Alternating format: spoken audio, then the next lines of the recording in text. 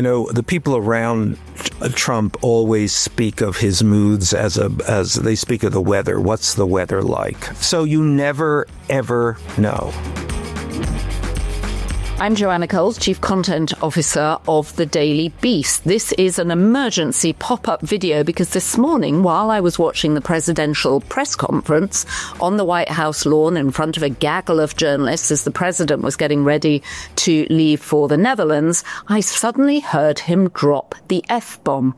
It is not something I've ever heard an American president use before. He was talking about Israel and Iran, of course, the latest news from the weekend.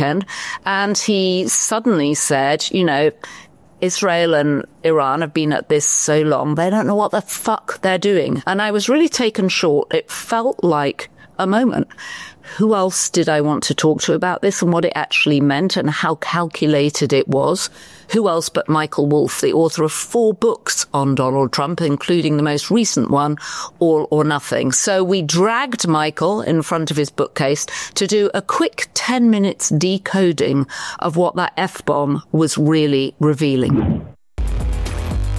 Michael, I couldn't quite believe it when I heard, I think what is a first, a president saying fuck on the White House lawn as he's dealing with a ton of journalists and he's about to get on Marine One and go off on his trip to the Netherlands. A lot of private fucks from presidents, but never public fucks. Never public fucks. And also, we've heard them before. I remember once with Gordon Brown, the then British Prime Minister, he was caught on a hot mic saying that a voter was a shit, which was unfortunate. But this feels to me like a new moment. We basically have 2 countries that have been fighting so long and so hard that they don't know what the fuck they're doing. Let me, I've been making calls, so I think I have a sense of the arc that got him, that's got us to where we are right now.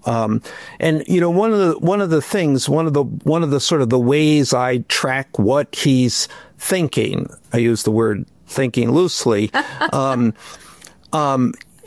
is to talk to people he's talking to on the phone.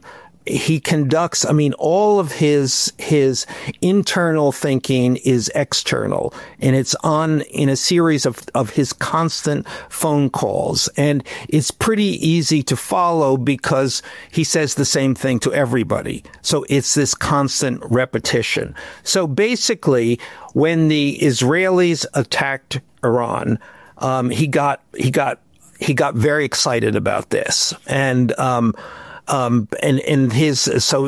his calls were, and the things that he repeated, are they going to win? Is this a winner? Is this game over? They are so good. This is really a showstopper. So again, we're in the land of performance. This is a stage. And so the day before we attacked Iran, his calls were he was constantly repeating, if we do this, it needs to be perfect. It has to be perfect. It needs to be a win. It has to look perfect. Nobody dies. And then my favorite, in, boom, out. Big day. We want a big day. We want, wait for it, a perfect war. Wow. I think, and I think, he announced the ceasefire. That was the perfect war. And so suddenly with both Israel and Iran not cooperating in his staging of this, in the headline, he gets annoyed, of course. And also, I think he stepped into the role that this is his war. This is his perfect war, and they're ruining it. So that was on Friday that he was having those conversations with people, and he was like, in, boom, out. Just extraordinary. And also, it's as if he's discussing the finale of a season that, again, with his television producer eyes, this is drama of the highest level. Completely. And Many wars are provoked by headlines, by propaganda, by people advocating for their position, trying to push people into wars. That's certainly what the neocons did for so long. But this is kind of the opposite. This is a war to create a headline. And the headline is, we won. Trump, this is Trump's perfect war. He did everything right. So what you're seeing this morning in front of the press is his frustration that this is not a perfect war, that somehow the ceasefire has not yet held. Both sides continued, and they may or not. We're recording this on Tuesday lunchtime. It's hard to remember what day it is, and we don't quite know if it's set in or not, but certainly bombs were being dropped and missiles fired after he called for a ceasefire. The perfect, everlasting ceasefire. Right. And I think this is also him showing ownership. This is now my war. It's not just a perfect war. It's my perfect war. And I'm in charge here. I'm in charge. Now I've got to tell the Israelis what to do. Right.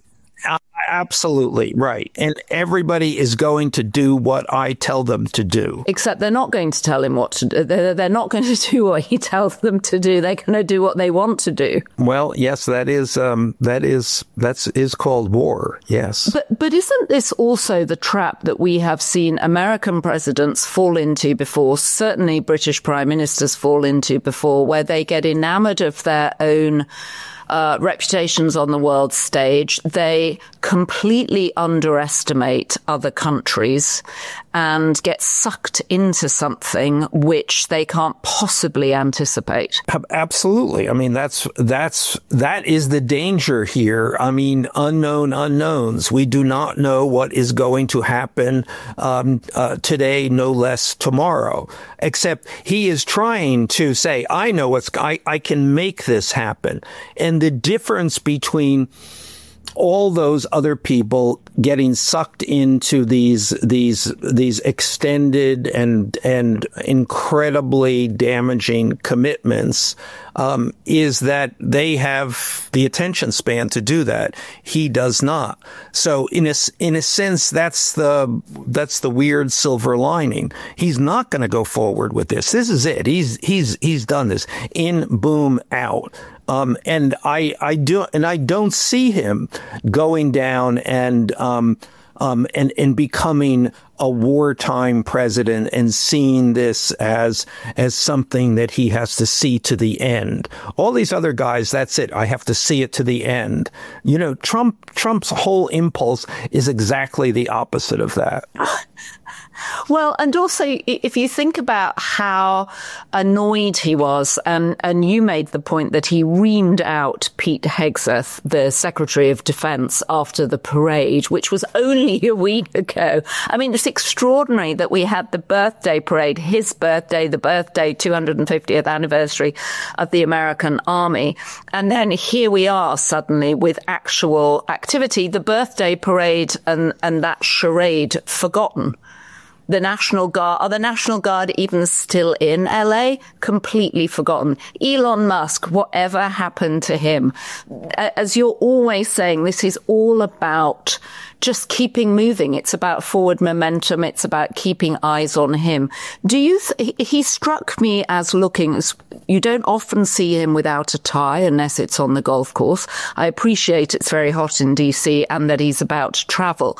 But nonetheless, seeing him without his tie, without his cap on, the hair looks unruly. He's using the word fuck, which we've never heard an American president use before. Just felt like he'd lost a bit of control. I mean, to me, he always seems out of control. So I don't exactly know what the comparison is there. The signaling felt stronger than normal. Yeah, I mean, possible. I mean, it is really hot in Washington. I mean, really hot. So, under those conditions, I actually thought he looked pretty good. Fair. But I think the frustration is is real. This was set up for him. Remember, he's the person who announced the ceasefire. I mean, the ceasefire didn't really exist until he announced it. It actually, there may not have been a ceasefire until he announced it. And then everybody has to say, oh God, he's announced it. Yes, we have to accept a ceasefire. But it's obviously a very tenuous thing. I mean, we know what Israel wants. We know what they believe they have to achieve. They very well may not have achieved that. And part of that other statement that he says is that it's absolutely demolished. We have done everything. They will never again be able to mount a nuclear effort here. Gone, over with. Now, that's completely untrue. Nobody knows actually where this is. Nobody knows what's left. Nobody knows what their capabilities are, except, probably more than anyone, the Israelis know what they are. Well, and there'll be some Iranians who know whether or not they actually moved the enriched uranium out of the bases. Exactly. But yes, but outside of the Iranians, we don't know. So Iran's enemies do not at this time know exactly where things stand. And Donald Trump doesn't know where things stand. He just has to, but he doesn't really care. That's not his issue. His issue is it's a perfect war. And the perfect war means we have destroyed everything and it's over and we go on from there. I mean, I was very mindful of him saying, I've got to get Israel to calm down, as if somehow he can do that. Yeah, well, he is. I mean, seeing this all as a narrative, as a function of staging, and of course of him in charge.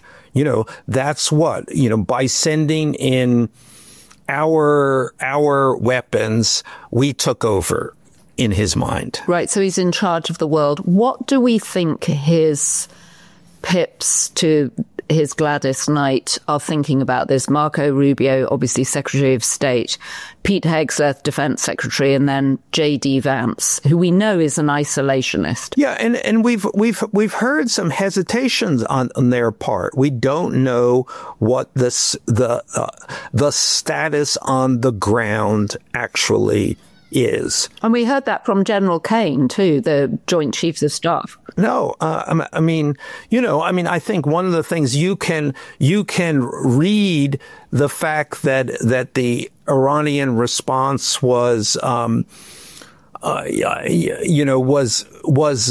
meant not to provoke more retaliation, that it was an invitation to come to a ceasefire and perhaps come to an agreement. You could read that as, okay, we can regroup here. I mean, we don't have to fight this to the death.